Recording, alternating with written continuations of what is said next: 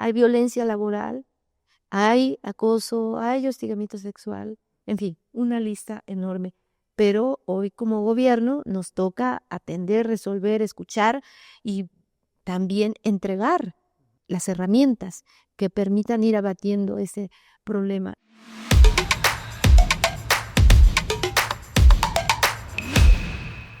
Un episodio más cara a cara, ahora con la secretaria del Trabajo en la Ciudad de México, Inés González Nicolás. ¿Cómo estás, secretaria? Muy bien, muchas gracias por esta invitación para conversar. Es un agrado para mí. Llegar a ser secretaria del Trabajo es una gran responsabilidad en una ciudad tan grande como la capital del país. Sí, es una ciudad la más grande o la segunda más grande de América Latina, con muchos desafíos en materia laboral, muchos pendientes, y es un compromiso muy grande, no solo personal, sino de nuestra jefa de gobierno, la licenciada Clara Brugada, bueno, que, sabes, tiene un programa de gobierno y una política y un acercamiento con la gente y obviamente con las y los trabajadores en la ciudad.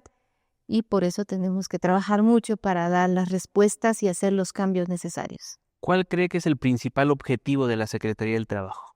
El principal objetivo de la Secretaría de Trabajo es hacer que se cumpla la ley. Y para eso tenemos una institución, yo la llamo así, que es la institución, que es la inspección laboral. Tenemos todo un trabajo, un reglamento, una serie de protocolos, una serie de normas que nos mandata hacer la inspección para que las condiciones generales de trabajo sean dignas. Si los empleadores y las empleadoras no cumplen con la ley, la inspección laboral va a tener que llegar al grado de sancionar. Pero nosotros en la Secretaría nos esforzamos para que los empleadores efectivamente tengan conciencia y haya prevención. Es decir, no tenemos que llegar a la sanción, pero si el empleador no cumple, sí tenemos que hacer lo que nos mandata la ley, sancionar. Entonces, primer objetivo sustantivo de la Secretaría de Trabajo es hacer que se cumpla la ley laboral. Y eso es importantísimo porque se ha cumplido en los últimos años. No, venimos de una larga historia de violación de los derechos laborales, de una simulación espantosa, de tal manera que las y los trabajadores han estado desprotegidos en una indefensión, yo diría, plena. Uno, sus representantes sindicales no hacían el trabajo que corresponde, como se establece también en las normas. 2, el gobierno no exigía el cumplimiento de esas normas. Y 3, el desconocimiento de los propios trabajadores de sus derechos. Y como veníamos de una historia de opresión de los trabajadores y las trabajadoras, pues claro que los trabajadores no se atrevían a reclamar hasta ahora. Cambiar la mentalidad de las personas es la parte más difícil. Entonces, a pesar de la reforma laboral de 2019, que dio en verdad un cambio fundamental en los derechos, en la libertad, en la democracia, en la justicia de los trabajadores y que empoderó a los trabajadores de tal manera que los trabajadores deben saber que ellos tienen todos los derechos para pedirle a sus empleadores que cumplan con la ley, para organizarse sindicalmente, para hacer negociaciones colectivas verdaderas. Entonces, la reforma laboral de 2019 fue importantísima. Pero si los trabajadores y las trabajadoras no conocen en qué consisten esas leyes, pues seguimos en esa misma inercia de dejar hacer, dejar pasar. Pero estamos poniendo todo nuestro esfuerzo, nuestro pensamiento para impulsar acciones preventivas. ¿Para qué? Para que los empleadores conozcan, porque fíjate que es curioso y que el público sepa, también los empleadores muchas veces desconocen la norma plenamente, conocen lo esencial, pero no el todo. Entonces hay que estar allí presente, hay que apoyarlos con la información, con la capacitación, con los documentos, con las guías, con los manuales, aquí está el protocolo, aquí está la guía, aquí está el curso para que lo sepas hacer y lo hagas bien y no simulemos. Porque creo que si seguimos en esta situación de decir que están cumpliendo y en los hechos no es real, bueno, nos vamos a ver obligados a hacer inspecciones que aterricen en sanciones. Entonces es una responsabilidad conjunta, ¿no? Patrones que cumplan con la norma, autoridades que den a conocer la norma, personas que estén informadas de la misma y sobre todas las cosas una justicia que sea pronta y expedita para que el trabajador confíe en la autoridad judicial. Claro, de eso trató la reforma al nuevo sistema de justicia. En febrero de 2017 se hizo una reforma constitucional al artículo 123 y a otros artículos, pero después vino la reforma secundaria en 2019. Todo esto que llamamos el nuevo modelo de justicia laboral, pues tiene por objetivo hacer llegar la justicia a las personas trabajadoras que históricamente los datos que arrojan los estudios es que un caso se resolvía en un promedio de 5 años. Todavía hoy existen casos que tienen 15, 20 años y no están resueltos. Entonces, el nuevo sistema de justicia lo que busca es que sea expedito y digamos que lo que hoy tenemos como resultado es que se están resolviendo los casos en un tiempo que no, digo, salvo excepción, no rebasa el año, ¿no? Hay casos que se resuelven en 6, 7, 8 meses, un año y de manera extraordinaria casos que se van más tiempo y que a veces no necesariamente tiene que ver con, digamos, la responsabilidad del trabajador que no se presenta a la audiencia, sino a veces también tiene que ver con las cargas de los jueces, ¿no? De los jueces de los tribunales laborales. Entonces, es muy importante que no caigamos en esa historia de que se acumulaba tanto los expedientes que cada vez la resolución iba siendo más larga. Entonces hay que cuidar mucho que los tribunales no se saturen, porque ¿qué casos tendría haber hecho una reforma de ese calado tan importante del nuevo sistema de justicia? Por eso la ley y la nueva justicia laboral considera la conciliación prejudicial obligatoria. Es decir, todas las personas trabajadoras que llegan a tener un conflicto con su patrón, antes de ir a los tribunales, salvo casos excepcionales, tienen que ir a la conciliación prejudicial obligatoria. ¿Cuáles son esos casos excepcionales? La violencia, la discriminación, ese tipo de asuntos que no puedes poner a las personas a conciliar porque sería revictimizar a las personas. Entonces, creo yo que este nuevo modelo, pues tiene que trabajar muchísimo porque no podemos llegar a el estadio anterior de que se acumulen los expedientes. Por eso la conciliación juega un papel fundamental. Existe en nuestro país el Centro Federal de Conciliación Laboral, de conciliación y registro laboral. Esa es la gran institución que se hace cargo de conciliar los asuntos que tienen que ver con las empresas de competencia federal. Y en cada entidad federativa hay centros de conciliación para las empresas, los trabajadores que su competencia como empresa recae en el ámbito local. ¿Cómo están atacando la violencia laboral desde la Secretaría del Trabajo? Presentamos un protocolo, un modelo de protocolo para que las empresas, junto con los trabajadores o el sindicato, puedan establecer, acordar un protocolo. Es una guía muy bien elaborada, muy que te lleva de la mano de cómo elaborar tu protocolo. Y algo que dice la guía y que es muy importante este modelo de protocolo es que no sirve que tengamos el mejor protocolo, no sirve si no tenemos un comité que haga posible que ese protocolo se ejecute, porque la empresa tiene que prevenir, atender y erradicar la violencia y la discriminación. Entonces, no podemos dejar esos casos tan sensibles en cualquier persona del área de recursos humanos o cualquier persona del sindicato o cualquier persona trabajadora. No, necesitamos formar un comité que estudie la situación del fenómeno que se capacite y es más, que se certifique, ¿no? Esas personas que estarán preparadas para prevenir, atender y erradicar la violencia, bueno, tendrán que cumplir con un perfil específico, pero además tendrán obligaciones. Porque, por ejemplo, no se puede difundir informaciones de esos casos, porque son informaciones muy sensibles y se deben de proteger los datos y la información de las presuntas víctimas que sufren discriminación o violencia en los centros de trabajo. Violencia que incluye no solo la violencia laboral, sino el acoso y el hostigamiento sexual, que es un fenómeno de mucha data, pero que sigue existiendo en los centros laborales. ¿Y la Secretaría del Trabajo también va a dar estas capacitaciones gratuitas, me Sí, imagino? sí, nosotros tenemos un instituto de capacitación para el trabajo.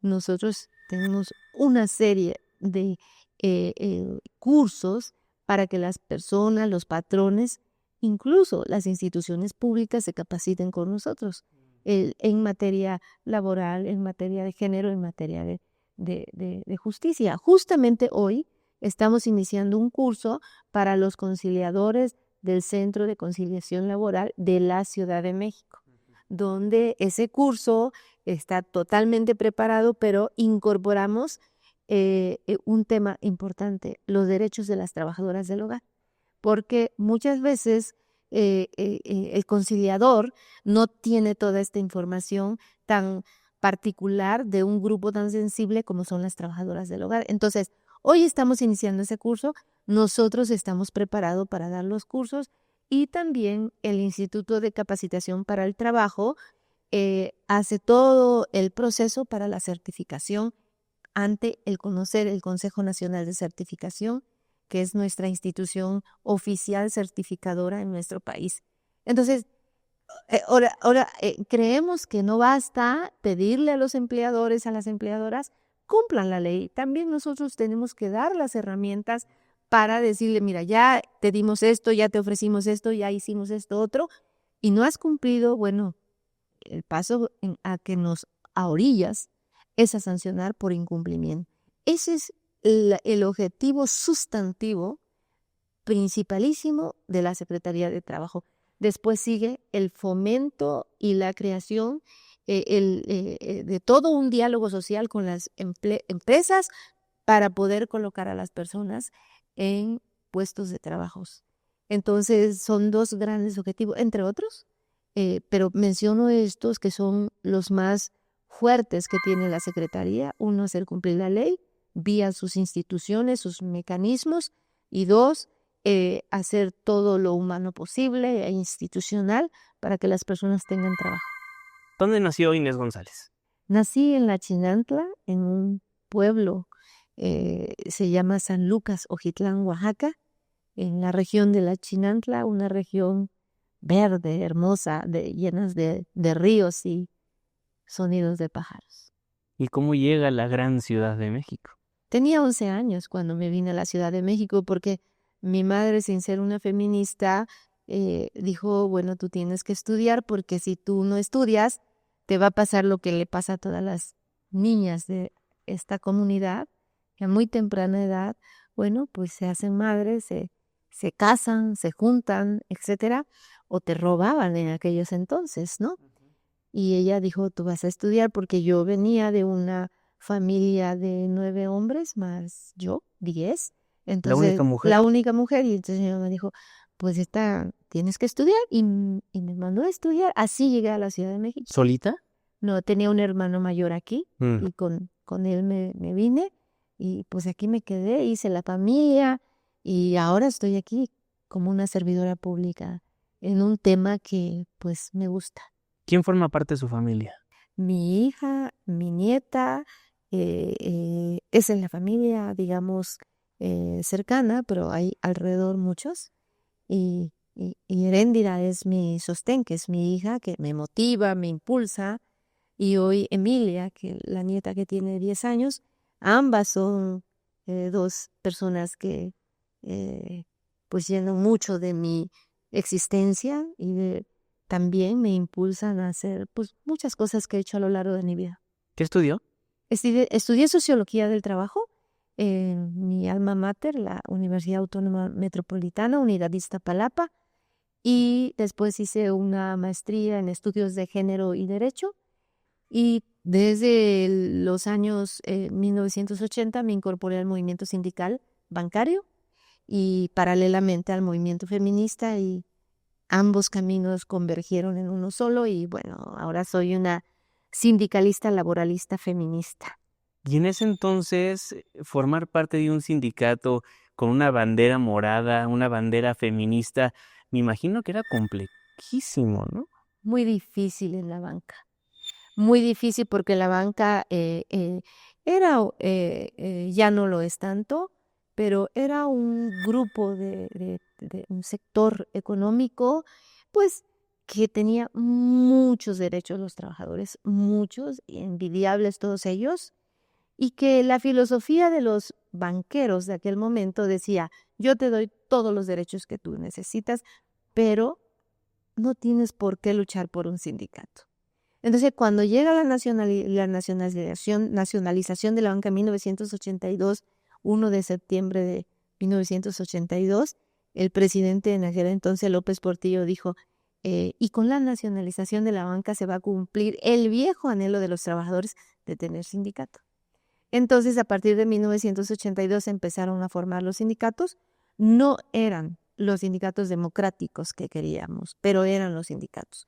Ahí yo me incorporé desde entonces al movimiento sindical bancario con mi bandera, pues, feminista, en una comunidad muy elitista, en una comunidad muy machista, y además yo, siendo una chinanteca, con mis características físicas, mi sonido de voz que conservo, fue difícil, ¿no? La discriminación que uno vive. Por eso muchas personas me preguntan, ¿y cómo llegaste a la banca siendo tú chinanteca? Le digo, pues buena pregunta, porque yo misma no lo sé. Eran otros tiempos que uno tenía oportunidad de escoger el trabajo, elegir en libertad dónde querías trabajar, ¿no? Y yo un día dije, pues voy a ir a tocar la puerta, y resulta que me la abrieron, me hicieron todos los exámenes, entrevistas, pasé todo y me dijeron, pues estás aceptada. Así fue que llegué a la banca y permanecí 20 años en la banca. ¿Dio miedo llegar a la Ciudad de México tan chiquita, sin conocer, pues, absolutamente nada? Sí, fue un cambio brutal, enorme. No se puede explicar lo que significa salir de una microcomunidad a salir a la gran ciudad, ¿no? La microcomunidad que no tiene nada, ni energía para prender el radio, ni drenaje, ni agua potable, nada. Era una microcomunidad que yo creo no rebasaba los 500 habitantes.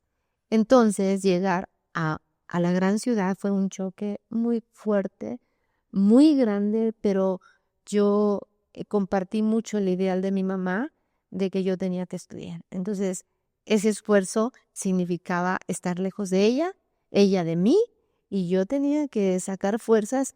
Y bueno, sí, fue muy fuerte. Tengo muchas anécdotas que contar, pero digamos que ese miedo duró mucho tiempo, pero se superó después, ¿no? Pasado los 20 años, entré a la escuela, empecé a trabajar, y eso pues, también abre panoramas. Y bueno, yo entré cuando tenía 22 años a la banca. Entonces, pero antes yo pasé por muchos lugarcitos de trabajo, y algo que quiero compartirles, es que yo fui escribana en un escritorio público en Santo Domingo. Y recordarlo me llena de emoción, porque llegaban los señores y las señoras y decían, me llena este formato, y yo se los llenaba, ¿no? Ellos me decían qué datos tenía que poner.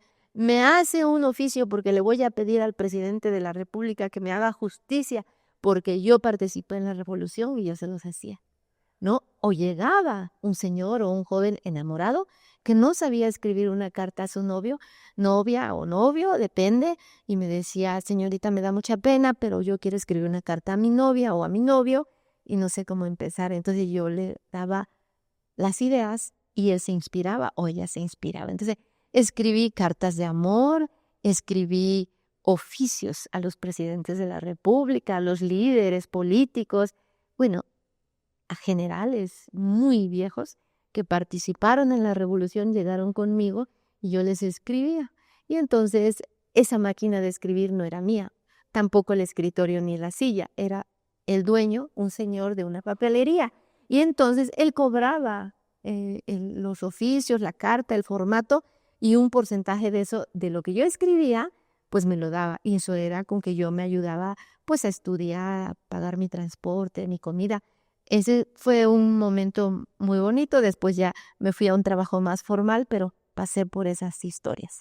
Y de una microcomunidad, cuando llega a la Ciudad de México, ¿intentaron abusar de alguna forma de usted? Sí, mucha discriminación y violencia, ¿no? Me tocó los tiempos en que te subías al camión y te tocaban, ¿no? Me tocó los tiempos de subirse al metro, ¿no? Y no había ese respeto hacia, pues, una niña como yo o las mujeres, ¿no?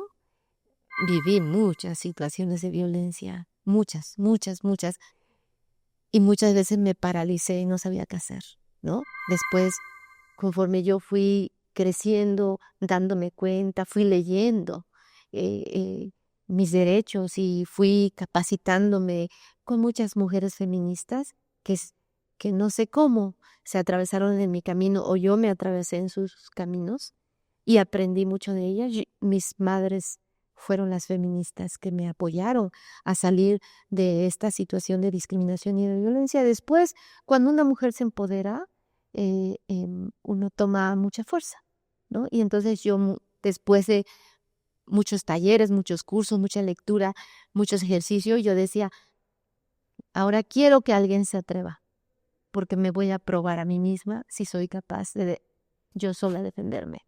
Entonces sí, sufrí mucha violencia, como seguramente eso es cierto, lo sufrieron muchas mujeres en mi época. Y hoy día, por supuesto que sigue la violencia, ¿no? El feminicidio, hay violencia laboral, hay acoso, hay hostigamiento sexual, en fin, una lista enorme.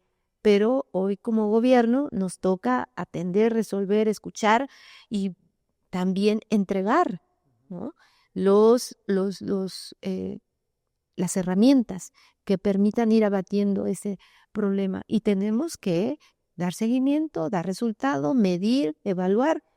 Estamos muy comprometidos y comprometidas con el gobierno que dirige nuestra jefa de gobierno, que ella es la primera feminista en la ciudad, ¿no? Y nuestra presidenta de la República, que es la feminista de todo el país, ¿no? Con su compromiso desde el principio, desde el primer momento que llegó, ella dijo, vamos a hacer la reforma constitucional para que haya igualdad sustantiva. Lo hizo a nivel constitucional y a nivel legal. Entonces, hoy por hoy queremos que las leyes se conviertan en realidad, transformen la vida de las personas. ¿Qué es lo que está haciendo la Secretaría del Trabajo en la Ciudad de México para intentar generar empleo? Mira, creamos la Agencia de Empleo, Tecpantli ICPAC, que significa Puerta al Trabajo, en náhuatl.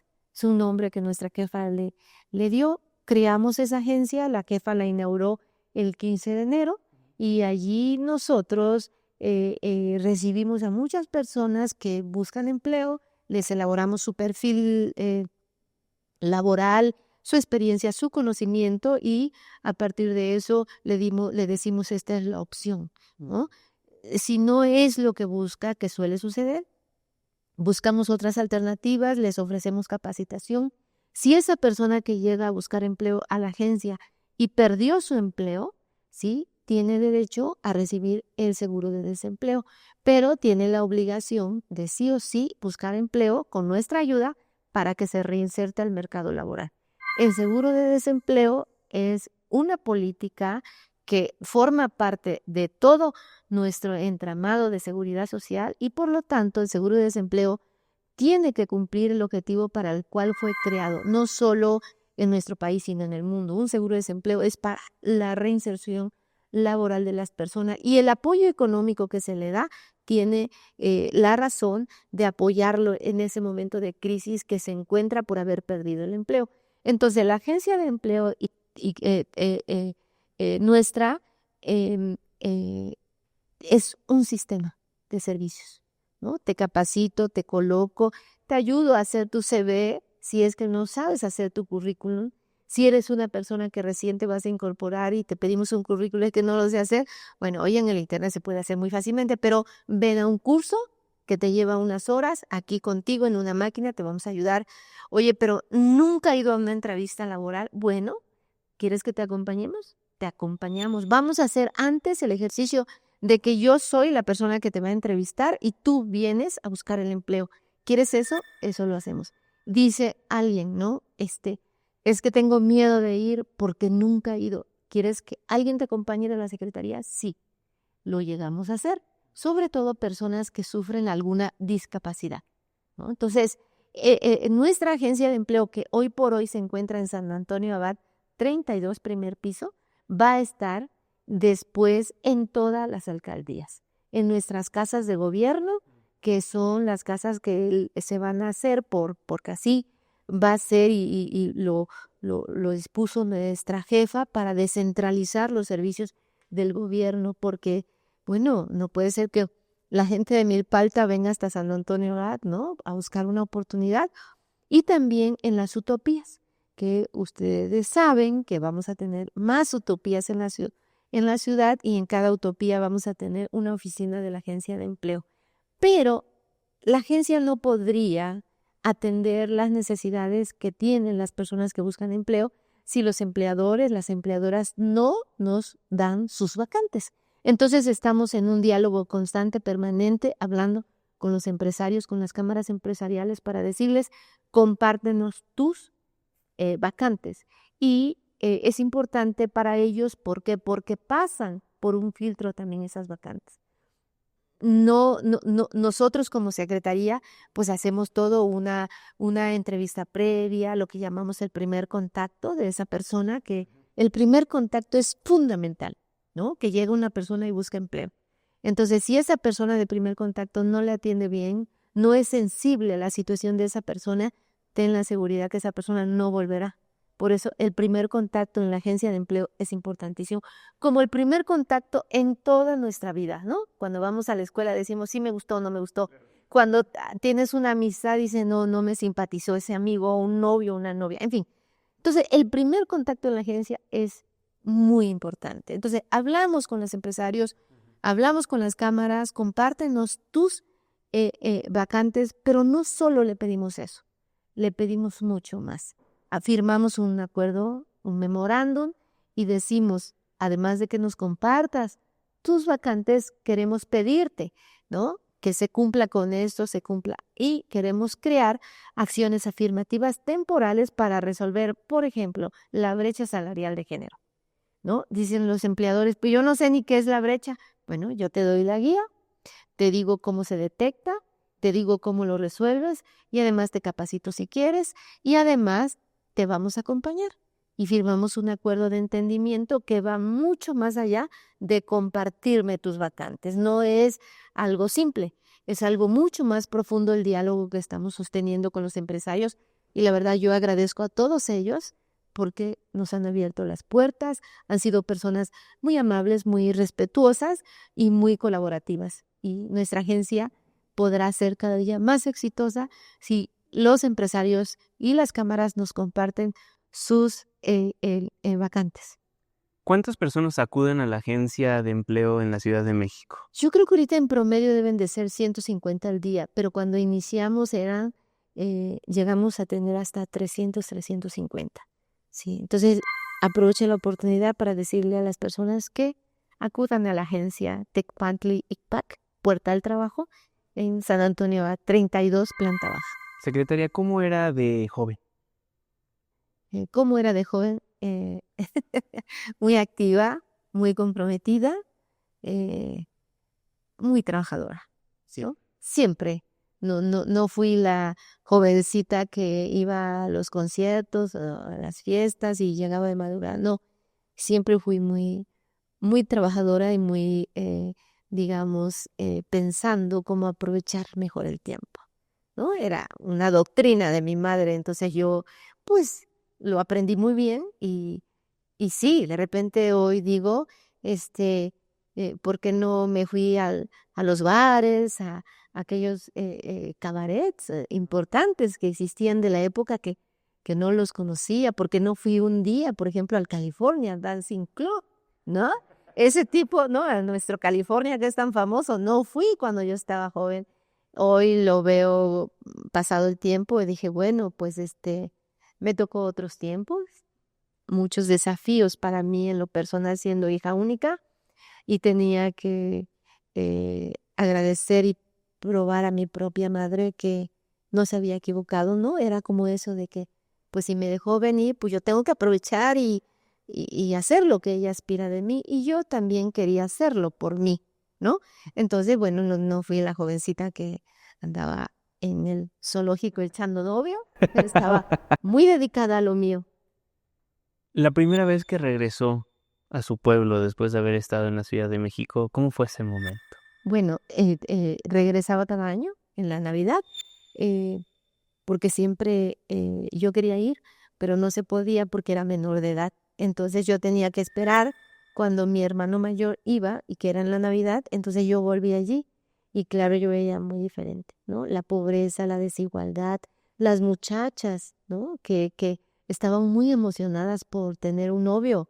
Esa era su aspiración. Ellas querían tener un novio teniendo mi edad, 13, 14 años, ¿no? Y pues yo decía, ¿no? Que yo no quería hacer eso, ¿no? Pero yo lo veía en ellas y además yo quería que ellas también tuvieran la oportunidad que yo tuve, ¿no? De que mi mamá me dijo, te vas, ¿no? Y las madres de ella, pues no lo veían así, más bien la aspiración de esas jovencitas y esas mamás es cásate, ¿no? Y cásate bien, ¿no?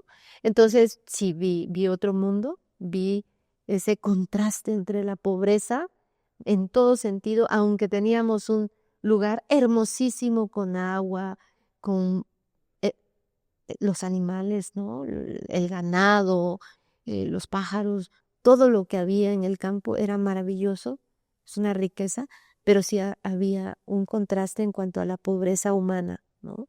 Falta de médicos, falta de todos los servicios que tenemos en la ciudad. Sí fue un contraste fuerte, así como fue cuando yo conocí la ciudad, ese contraste y ese choque tan fuerte. Después cuando regresé dije, sí, qué diferencia, ¿no?